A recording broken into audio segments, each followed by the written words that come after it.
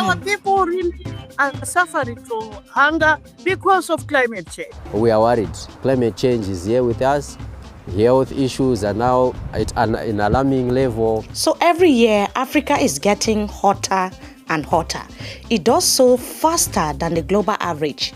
We have constant causes of droughts, floods, and rising food prices. Yet the continent contributes the least to climate change, but suffers the most. So the question is, why? Well, I don't think our leaders and citizens take climate change seriously. I think we only pay lip service to these issues. And that's where it gets complicated. And one would wonder why have a lot of conversations and negotiations and meetings, yet nothing is happening. However, Africa keeps asking for help and the world keeps promising money, like the $300 billion per year pledge. 1 year later, why are we still talking about implementation phase? Zimbabwe needs 10.3 billion. We are through with talking. We want implementation. So today, Under the Baobab, we are going beyond the slogans and diplomatic speeches to look at the real-life implications of climate change on African homes, farms, and futures. And the question is, why is funding to affected nations so slow and low? And that is the discussion of today. Hello, my name is Mimi Foneu. Thank you so much for joining us. Hello, George. Hello, Mimi. Hi. Like you didn't see me anyway, but my name is George Okachi, and this show makes Africa's complex stories personal. And we do so every Friday of the week. We sit down here with policymakers, leaders, and experts to really break down the issues that matter the most. And please subscribe to our YouTube channel. We see the fantastic, engagements on YouTube, and we want to really appreciate you. So in the comment section, we saw someone asking that we should really break down the concept of climate change. You know, when we talk about climate change in Africa, people are always thinking of the big words, the big names, money, or it has nothing to do with us. So we decided to have this conversation today to really break it down for our African audience to understand what it means for their day-to-day lives, George. It's a very important topic. I couldn't agree more, Mimi. And today we are having two people leading their country's climate response. And I'm talking about Liberia's Environment Protection Agency Executive Director, Dr. Emmanuel Urey Yakawolo, and Zimbabwe's Minister of Environment, Climate and Wildlife, that is Evelyn Ndlovu. So let's start with the basics, George. Yes. Climate change isn't just about numbers or negotiations, about money and so on. It's not about big conferences taking place in, countries across the globe, or even in air-conditioned offices, in air-conditioned rooms. It's about droughts, failed harvests, rivers that are drying up in some parts of Africa, and unpredictable seasons that we've been seeing on the continent recently. So for many Africans, that means hunger. And when people are hungry, they are being displaced. And when people are hungry, there are conflicts. That's what we are talking about today. And you see, the problem is not everybody is looking at it that way, Mimi.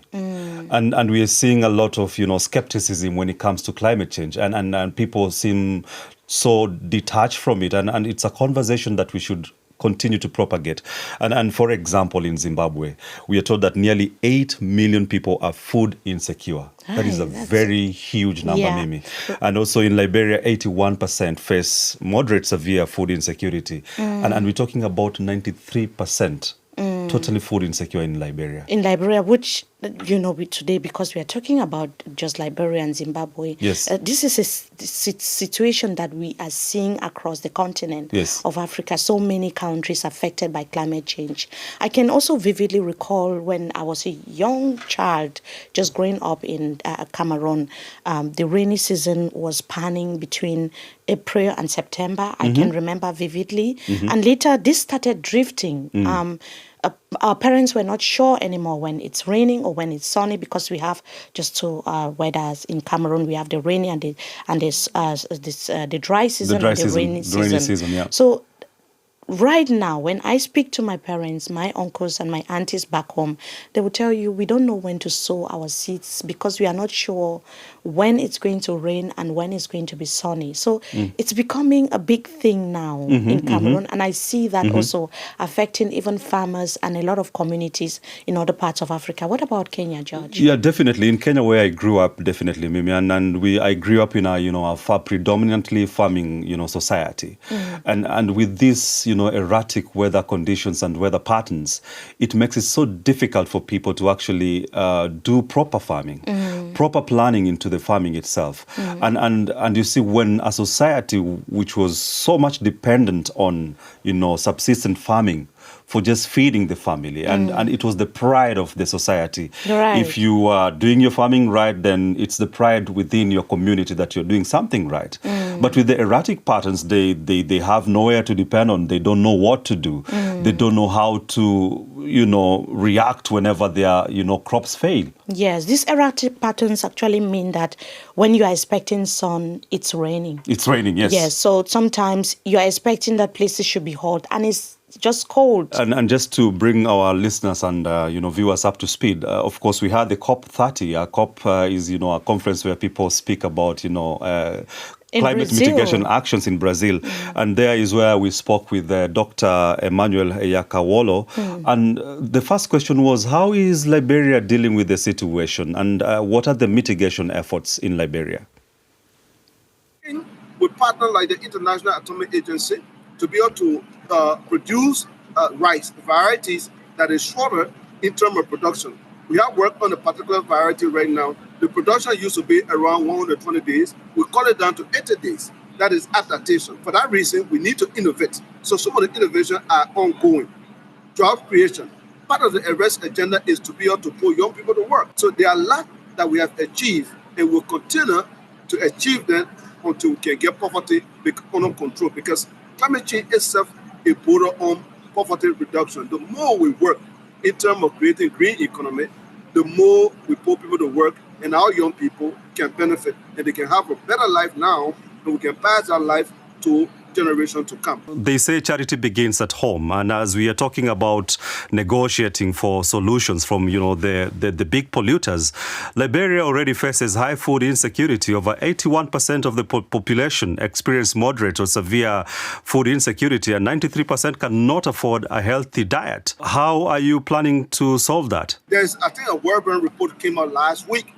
The Liberia economy is getting strong because from the agricultural sector, I think our 3 to 4% GDP came from the agricultural sector. So right now, we have the Feed Yourself agriculture policy developed by the Minister of Agriculture under our president. That plan is being rolled up rapidly right now. Every year, we have a food fest. This year, we're going to be having one even in one of our cities in Kanta, where we bring all the farmers together to encourage them and to buy their product. So right now, our agriculture sector is getting stronger and stronger. And before 2029, we'll see that, I don't know that statistic you call it, we need to really look at it, whether that statistic is really, really correct, because there are all kinds of figures hanging out there. But what I do know in Liberia is that there are a lot of effort being done in the agriculture sector. In the next 5 years, we'll see a huge difference as we are becoming to roll our plan. From the president, who himself was headed the Ministry of Agriculture before, has personal passion about agriculture. So you can hear our guests really saying that they rely on agriculture, Definitely. A lot. And because Liberia relies almost entirely on rain-fed agriculture, it means that when there is no rain, there's no planting, food. no food, and farmers have no irrigation systems to fall back on. So what is the situation in Zimbabwe? Yeah, and I will like to crunch some numbers again here. And we are talking about harvest having collapsed. I like you because you always put the numbers together. We have to, Mimi, because we must appreciate with the numbers and the statistics. And we're talking about harvest of maize having collapsed by 77%. That is very declining percentage. And it can be worrying. And in a country where, maize is a staple food, sadza, or even something they call, like it's the similar of ugali. And you see this region, people depend on this as their staple. And nearly 9,941 cattle died due to drought, Mimi. Yeah. And these are districts in Zimbabwe due to lack of grazing and water. And we are told that 7.7 million Zimbabweans, that is almost 40% of the total population of this country, are food insecure. That is worrying. That means that if it continues that way, people might not be able to eat sadza again. Because I have Zimbabwean friends who eat sadza like every day. It's like their staple. It is staple in the country. So these statistics are not a climate warning from a conference or from an international organization, George. That's a national crisis demanding international attention. And when it's not drought, it's floods, destroying homes, schools, farms, and the entire communities, which is why we decided today, George, to focus on Liberia and Zimbabwe. Yeah, because definitely. These are countries that are also hardest hit by climate change on the continent. Well, Mimi, talk about communities suffering. It's something that is happening now. But the dilemma we are facing is that the big polluters have not, honored their pledge of funding climate change mitigation efforts, and this is what we're seeing a lot of African nations, follow up during such conferences of COP. But the question that many people are asking, if these funds are not coming through, then what are our local governments doing to make our cities safer, to make the situation better? Usually there's that tendency that, these general discussions around you are creating the problem more. Like European, when you say the big polluters, we are talking about European Union countries, we are talking about the US coming together to fight climate change also in Africa, which is contributing very little when it comes to, pollution and so on. But, there's always this saying that charity begins at home. Like you've asked a very important question. Yeah. What if these countries are not ready to disperse these funds that African nations are waiting for? What are they going to do? Charity begins at home. What are African governments doing to also mitigate the situations locally? That's why I was discussing this with the Zimbabwean Minister of Environment, Madam Vlovu, so that she could explain what the measures in their country, what are the measures that they are putting in place in their country. Let's listen to her. Yesterday, 2024, we had a devastating drought. I was then the governor of Matabeleland South Province, one of the drought-stricken provinces. And we saw for ourselves the numbers of cattle that we lost by the roadside, by the dam side, and the dams were cracking, they were dry. We had to dig boreholes, and some boreholes were dry. Our people have witnessed serious drought challenges. When it came to cyclones in 2002, we saw our people carried off the rivers into the Indian Ocean because of climate change. Our people were devastated by that. And we are still addressing the loss of lives, the loss of family members because of that climate change. That's why we are saying those who caused that must at least help us to help our people, to educate our people, so that we come up with new programs that will address this climate change issue, so that our people can accept it to plant trees, so that our people can accept it to dig holes and plant grain, so that they harvest the water into those holes and get a better harvest than when they are plowing with cattle. So you are attending the COP30 and there are criticisms. Yes. People are not happy. Some people are questioning that the COP is a political game being played by big polluting giants. Like you've just said, that the West is contributing more to climate change globally and multi-billion dollars conglomerates. What do you have to say about this summit? This summit is meant to conscientize again, to remind the big companies, to remind the developed world that we want implementation now. It's no longer a political talk now. We are through with talking. We want implementation. Implementation and implementation. That's what we want. Do you think they are taking that seriously? Do you think they are aware of that? given that this is already COP30. I mean, so many summits already have taken place, but we are still talking about the same problem. That's why now we're saying we don't want to talk about the plans, because we've sent the plans. The UN has confirmed that all of us have sent the plans. So what is remaining is the funding and the implementation of those plans. So we are calling upon everybody to know that COP30 is about implementation, nothing else. We want to teach our children that we must conserve water when we plant our crops. We conserve water because the developed world polluted this world. And that's why we have no water. So I'm really happy to see, George, that these officials have spoken to the Liberian official and Zimbabwean as well, are trying to really break down this topic for everyone to understand. Yes. Because usually people will say, oh, I'm not interested when it's climate change topic. It's a non-event. It's a hoax. It's something that is affecting, because like we said, it's affecting. She mentioned the cyclone. She mentioned also floods, how the country has been able to manage problems like floods, and how farmers are being affected by climate change. So it's a problem that is affecting livelihoods on a daily basis. It is indeed, Mimi, and we can't agree more. And when they're doubling down on implementation, it's high time that we must have to start seeing, implementation taking effect in African nations. I hope so, George, because at COP30, and we are still at the implementation phase. Come on.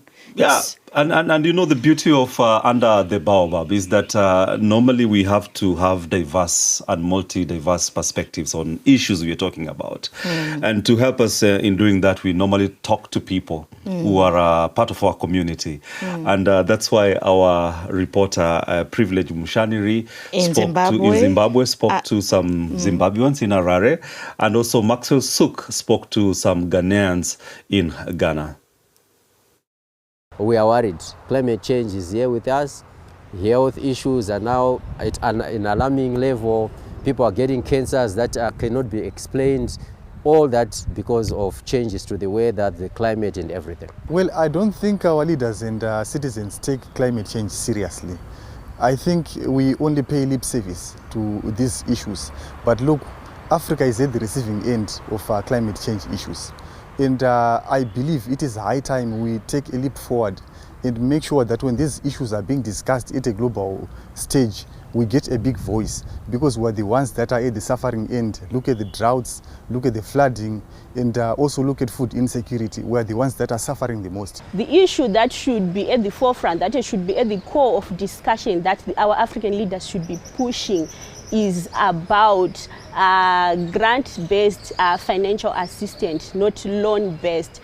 Because if we support loan-based, it means Africa will remain in debt to the European community, where at the same time we are saying that African community is not contributing to the greenhouse gas emissions that are causing climate change, and also that are ending up with climate crisis that the African community is bearing the brunt of it as compared to the European community. If Africa goes to the COP table, they should be negotiating for an Africa where Africa takes their own decision when it comes to issues of climate change, and Africa should be supported in delivering the plans that they have been able to put together.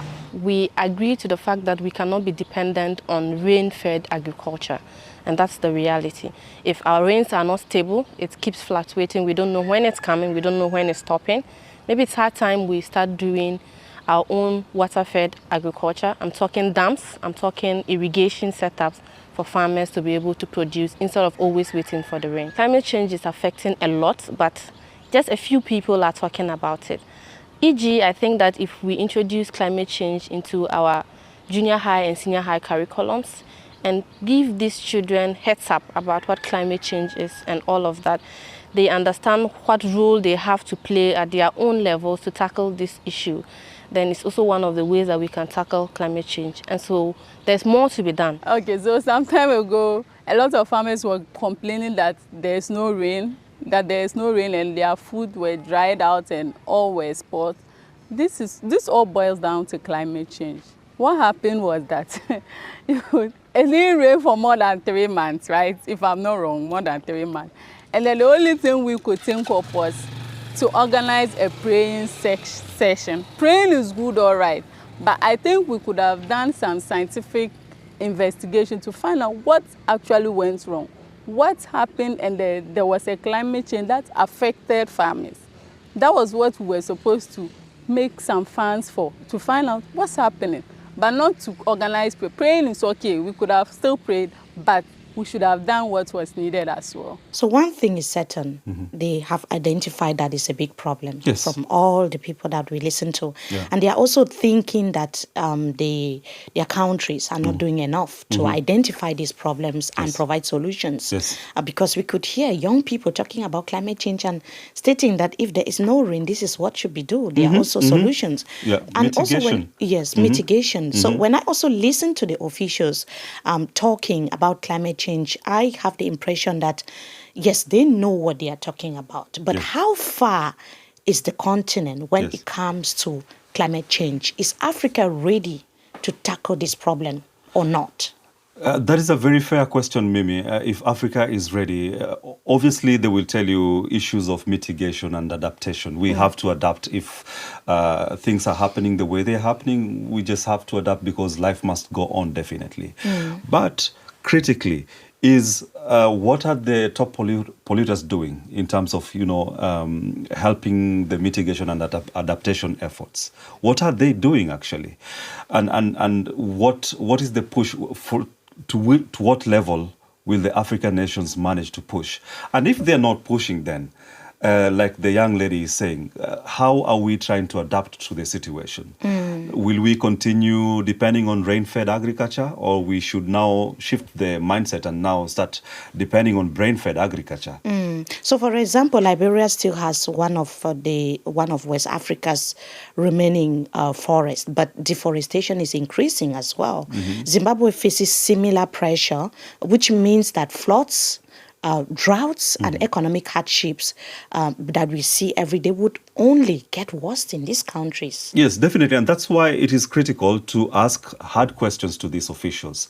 Like, what is the country doing domestically to adapt to the situation? What is the country doing domestically to mitigate on the effects of climate change? Not just that, we are also asking how ready these governments are to address these issues on their own level, not to depend only on Western countries, on the loans, on the pledges which that are not coming. Which are not coming. Yeah. Like we say, heaven would only help those who help themselves.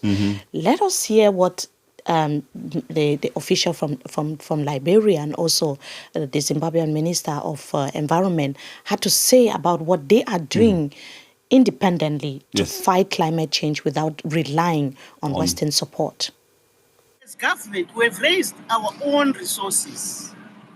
We have come up with a carbon registry, carbon credit registry, so that those who want to mitigate the carbon challenges in their respective countries come and use our forests to get the credit. And that money that we generate from carbon credits, we plow it into the villages. We drill water boreholes in our cities. We make green gardens for them so that them and their livestock in the rural areas can have water. So we are already in that program funding it ourselves, although we would like to have more of those boreholes drilled. We would want to have more of those green vegetable gardens so that our people have got nutrition. So we have done a lot at Zimbabwe. We have done a lot and are on to raise our own money from our minerals, from our taxes. This is what we're talking about in terms of the homegrown solution. We have young people in Liberia who are turning plastic into book bags, who are using solar that you can even go anywhere with it. Rain will not get your computer, everything wet. We have some innovation going on in Liberia. We have young people who are packaging food. They're doing all kinds of innovation in Liberia. How do we scale those? That's the one we are working on. So homegrown solution, even our forests. We are taking steps at the EPA to protect our forests. We are taking steps within the government, the FDA, and the rest of the government working as a group to protect our resources for our generations to come. So what we're doing is that innovation home, how do we raise finances? Sometimes ago, there was the big A cut and the rest of it. How did we get out of it? We got out of it by making sure we cut down expenses. Of course, the officials are intimating that a lot is being done, but much still needs to be done as well. And that they need more support. Yes, and tell you what, Mimi, whenever we talk about climate change, it evokes this, negative emotion sometimes, because you are frightened what will become of us maybe in some years to come. Right. And that's why under the Baobab, we get some moment to light up, a bit the moment and just feel good. And this is that exciting moment under the Baobab where we drop the hard talk, engage with our guests on a very personal level. And today we have two guests because it's a special edition on climate change. So let's see what they are up to, what they are discussing. Which of these two options will you prefer? Development first or environment first? We have to address our environment now because you know what they did. They started with development and destroyed our environment. So which option will you prefer more? Banning plastics or planting more trees? We ban the plastic. Who is your climate change hero? It's my president. Because he said that on the 1st of each year, or 1st of December, we have to plant trees. Every Zimbabwean must be carrying a little tree to plant. Now, local solutions or global partnerships, which one do you prefer when it comes to climate change? Local solutions. Now, recycle or reuse? Recycle. The Victoria Falls or the Hwange National Park? Of course, the Victoria Falls. So, will you prefer the dry season or the rainy season? I always prefer the rainy season. Protecting wildlife or protecting the people, which one comes first for you? In Zimbabwe, you cannot talk like that. Because in Zimbabwe, we have got a human-wildlife conflict. You understand? We have what we call human-wildlife conflict, which is really terrible, especially with the drought. Development or environment first? Environment first. You are a climate change hero. Who is that? The president we have, His Excellency Joseph Waka, is a climate hero. Why do I say that? Because I have a personal engagement.